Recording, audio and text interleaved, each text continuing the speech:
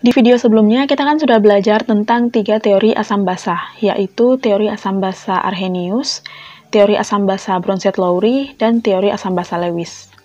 Di video kali ini kita akan belajar tentang konsep dasar asam dan basa, meliputi klasifikasi atau jenis-jenis asam dan basa, rumus-rumus, dan konsep perhitungan yang digunakan. Pembahasan pertama adalah klasifikasi asam dan basa. Berdasarkan ionisasinya, asam dan basa ini diklasifikasikan menjadi kuat dan lemah. Terdapat beberapa senyawa yang tergolong sebagai asam kuat, dan senyawa lain yang tergolong sebagai asam lemah. Begitu juga untuk senyawa-senyawa yang bersifat basa, ini dibagi menjadi basa kuat dan basa lemah. Senyawa yang bersifat asam atau basa kuat adalah senyawa-senyawa yang memiliki nilai alfa atau derajat ionisasi ini mendekati 100%. Karena 100% ini kan 100/100. Nah, jadi dapat juga ditulis alfanya itu mendekati 1. Senyawa-senyawa seperti ini disebut terionisasi sempurna. Artinya, ion H+ pada asam atau ion OH- pada basa itu lepas dengan sempurna. Contohnya salah satu asam kuat yaitu HCl, dalam air ini melepaskan H+ dan Cl-. Karena dalam air H+-nya ini terlepas dengan sempurna, ditandai dengan adanya panah satu arah, jadi HCl ini diklasifikasikan sebagai asam kuat.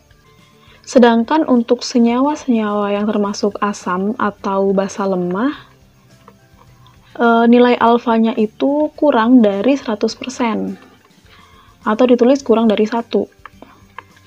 Senyawa seperti ini dikatakan terionisasi sebagian. Artinya, ion H+ pada senyawa asam atau ion OH- pada senyawa basa itu tidak terlepas dengan sempurna. Contohnya yaitu senyawa asam lemah CH3COOH. Dalam air senyawa ini juga melepaskan ion H+, dan hasil sampingnya yaitu CH3COO-. Karena ion H+-nya ini tidak lepas dengan sempurna, ditandai dengan adanya panah bolak-balik, ini reaksinya tuh reversible. Jadi, karena tidak terlepas dengan sempurna, maka CH3COOH ini diklasifikasikan sebagai asam lemah. Karena jumlah dari senyawa asam atau basa kuat ini jauh lebih sedikit dibanding asam atau basa lemah. Di sini yang kita pelajari atau yang kita hafalkan tuh yang senyawa kuatnya saja. Jadi selain senyawa kuat yang sudah dipelajari, itu adalah senyawa-senyawa yang lemah. Oke, pertama kita mulai dari senyawa asam terlebih dahulu, yaitu asam kuat dan asam lemah. Berdasarkan referensi-referensi yang ada, senyawa yang tergolong asam kuat ini ada 7. Yang pertama adalah HCl, yang kedua HBr, yang ketiga HI, yang keempat HNO3, yang kelima H2SO4, yang keenam HClO3, dan yang terakhir HClO4. Jadi, praktis, senyawa-senyawa asam selain yang 7 ini, itu termasuk senyawa asam lemah. Contohnya adalah HF, yaitu asam fluorida. Kemudian CH3COOH yang dikenal sebagai asam cuka, asam asetat, atau asam etanoat. Kemudian HCOOH atau yang dikenal dengan asam format, dan senyawa-senyawa asam lemah lain. Yang kedua adalah senyawa basa, yaitu basa kuat dan basa lemah. Senyawa-senyawa yang termasuk golongan basa kuat pada umumnya merupakan ikatan antara logam golongan alkali dan alkali tanah dengan ion hidroksida. Senyawa basa kuat ini diperoleh dari reaksi antara logam alkali dan alkali tanah dengan air yang menghasilkan suatu basa LOH, yaitu basa yang diperoleh dari reaksi antara air dengan logam golongan 1A atau senyawa basa LOH2, yaitu senyawa basa yang diperoleh dari reaksi antara air dengan golongan 2A. Reaksi ini juga menghasilkan hasil samping berupa gas hidrogen. Reaksi antara logam alkali tanah dengan air ini dibahas di materi kimia unsur. Logam-logam yang berada di golongan 1A atau golongan alkali adalah Li, Na, K, Rb, Cs, dan Fr. Di sini hidrogen tidak termasuk karena hidrogen bukan merupakan logam. Kemudian logam yang terletak di golongan 2A atau alkali tanah adalah Be, Mg, Ca, Sr, Ba, dan Ra. Unsur-unsur yang terletak di urutan paling terakhir di setiap golongan utama adalah unsur radioaktif. Jadi unsur radioaktif di golongan 1A adalah Fr, jadi ini dicoret. Kemudian di golongan 2A adalah Ra. Kemudian Be di sini juga dicoret karena Be ini tidak bereaksi dengan air. Kemudian Mg ini dicoret karena Mg bereaksi lambat dengan air. Balik lagi di konsep awal, tadi kan senyawa basa kuat itu dibentuk dari reaksi logam alkali tanah dengan air. Nah, jadi kalau logam yang tidak bereaksi atau bereaksi lambat dengan air, otomatis basa yang dibentuk juga bukan merupakan basa kuat. Untuk lebih jelasnya tentang reaksi antara logam dengan air, ini bisa dibaca lagi materi kimia unsur. Untuk senyawa basa kuat yang dibentuk oleh logam golongan 1A, ini tinggal dipasangkan aja dengan satu ion hidroksida. Jadi senyawa basa kuatnya adalah LiOH, NaOH, KOH, RbOH, dan CSOH. Kemudian untuk senyawa basa kuat yang dibentuk oleh logam golongan alkali tanah, ini tinggal ditambahin dengan 2 hidroksida, karena kan logam alkali tanah ini adalah logam bervalensi 2. Jadi senyawa basa kuat yang dibentuk oleh logam golongan 2A adalah CaOH 2 kali, SrOH 2 kali, dan BaOH 2 kali.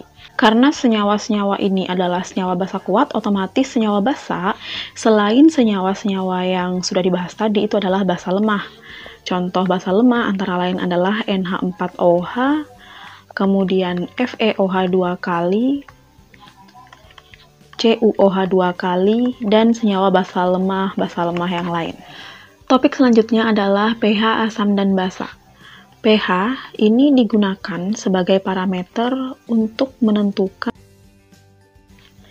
tingkat keasaman atau kebasaan suatu senyawa.